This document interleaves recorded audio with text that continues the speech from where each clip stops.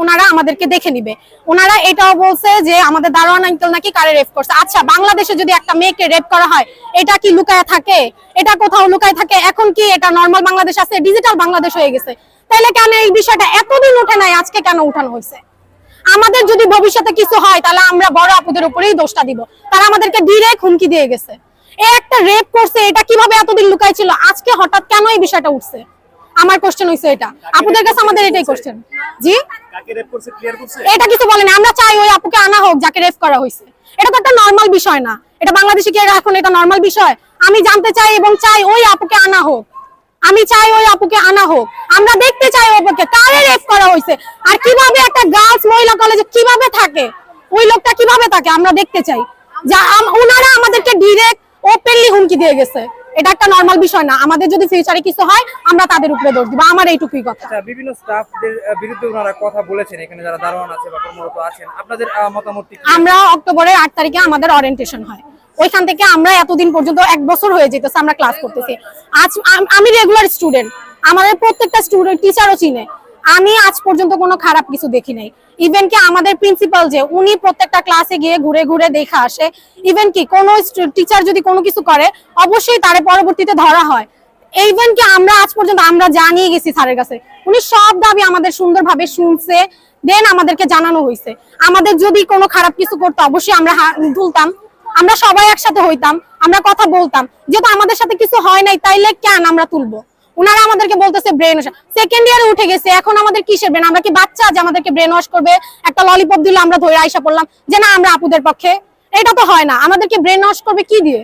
আচ্ছা, আপনাদের যারা ফার্স্ট ইয়ারে আছেন, ওনাদের যখন ক্লাস শেষ হলো দেখলাম যে ওনারা বের হয়ে গেলেন, টিচারদের ওরা নতুন, ওরা নতুন। আপনারা তো এই যে বলছেন যে আমরা কিছু জানি না, ওনারা আন্দোলন করছে, আমরা জানার অধিকার ছিল, ওনাদেরকে কেন বের করে দেওয়া হলো?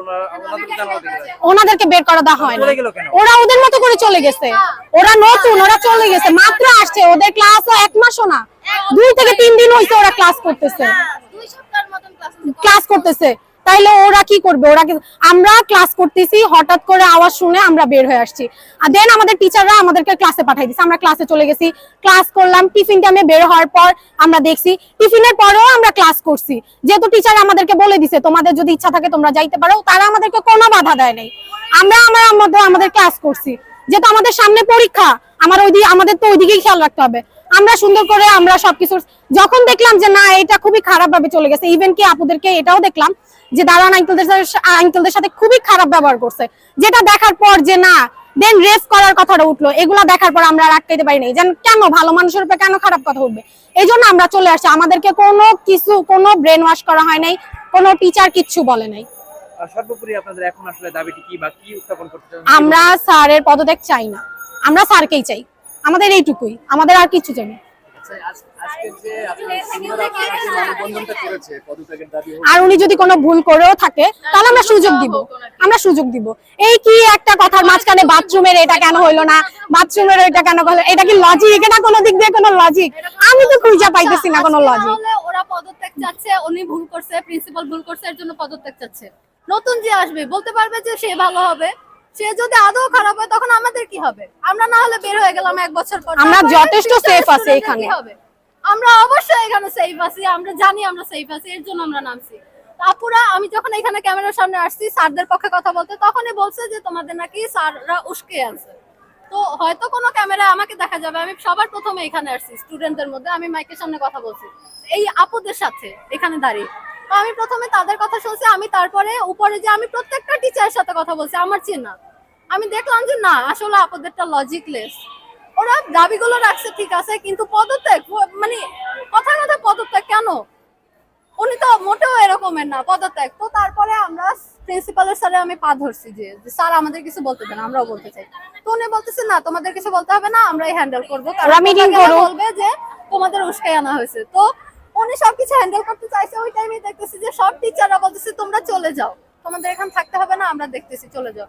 আমরা এই কয়েকজন স্যারের পা ধরে এখানে আচ্ছা, এই মুহূর্তে আমরা ছাত্রদের 2 ধরনের কার্যকলাপ আসলে দেখতে পাই। বন্যা ত্রাণে তারা সাহায্য করছেন এবং শিক্ষকদের পদত্যাগে তারা আন্দোলন করছেন।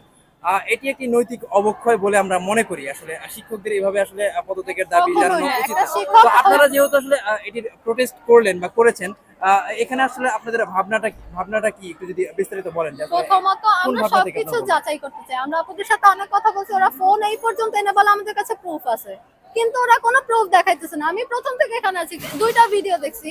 একটা অচেনা লোকের সাথে কথা বলতেছে মিউট অবস্থায়, ভিডিওটা কোনো সাউন্ড নাই, বলতেছে উনি নাকি ওনার ফ্ল্যাটের দুর্নীতি নিয়ে কথা বলতেছে।